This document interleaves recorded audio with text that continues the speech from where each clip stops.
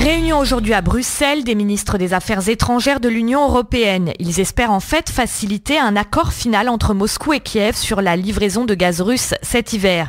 Un provisoire a déjà été conclu il y a quelques jours entre le président Poutine et son homologue Petro Porochenko.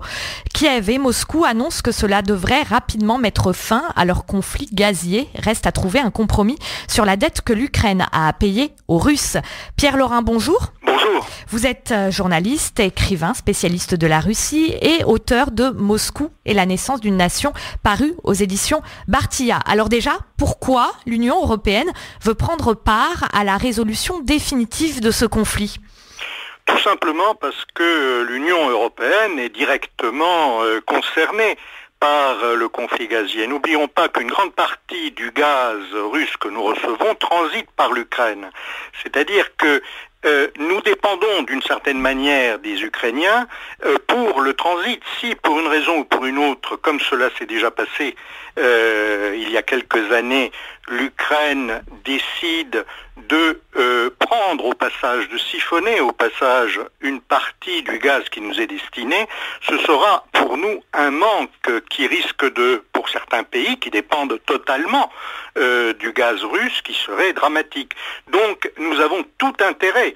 De plus, les négociations gazières sont également une manière de rapprocher l'Union européenne, l'Ukraine et la Russie dans une résolution, dans une solution prochaine du conflit du Donbass. Donc c'est une nouvelle séquence diplomatique qui permettrait peut-être d'aller plus loin dans le règlement du conflit. Justement, dans quelle mesure un accord gazier permettrait-il d'aller plus loin dans la résolution de ce conflit en Ukraine ? D'abord, en rapprochant les parties. Il est clair que depuis plusieurs mois, on a un déficit absolu de dialogue entre la Russie et l'Ukraine, même si les présidents se parlent régulièrement, même si les ministres des Affaires étrangères également entretiennent des contacts, mais chacun campe sur ses positions, tout simplement parce que en Ukraine aujourd'hui, il est impossible pour le gouvernement de prendre des décisions cohérentes dans la mesure où, d'une part, les élections ont lieu dimanche prochain, ce qui fait que la majorité parlementaire risque de changer. D'autre part, cette majorité parlementaire actuelle est une majorité parlementaire qui n'a que très peu de légitimité, tout simplement parce qu'elle a été élue en 2012 et qu'une partie, même une grande partie des députés qui étaient censés composer aujourd'hui l'opposition ont été chassés manu militari de la Rada, le Parlement ukrainien. Donc la légitimité des autorités actuelles, à l'exception de celle du président Porochenko qui a été élu, est assez relative. Voilà pourquoi en engageant les négociations sur le problème gazier, il est possible de parvenir à établir des contacts et à trouver des solutions sur les autres problèmes, en particulier sur l'application des accords de Minsk du 5 septembre dernier.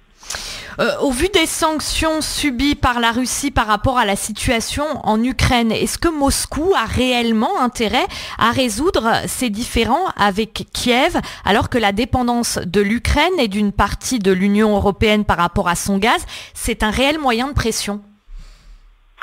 Je ne pense pas que les choses soient envisagées à Moscou sous cet angle, tout simplement parce que les contrats gaziers existent. C'est-à-dire que vis-à-vis de l'Union européenne, le gaz n'est pas un moyen de pression ou de rétorsion.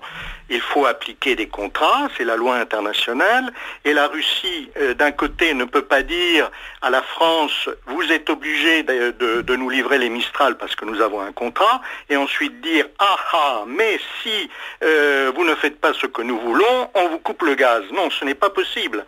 Donc, du point de vue du droit international, je crois que la position de la Russie est relativement cohérente.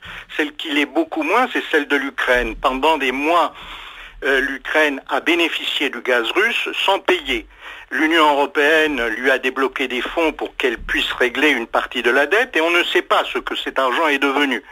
De même, aujourd'hui, la Russie accepte de fournir du gaz pour l'hiver. N'oublions pas qu'en ce moment, les températures à Kiev sont de l'ordre de 0 degré. Donc, le froid commence à se faire sentir et on a besoin de chauffage. De plus, l'Ukraine a besoin également d'énergie pour tourner, simplement, pour faire tourner les quelques industries qui lui restent et pour que la population puisse continuer à vivre dignement.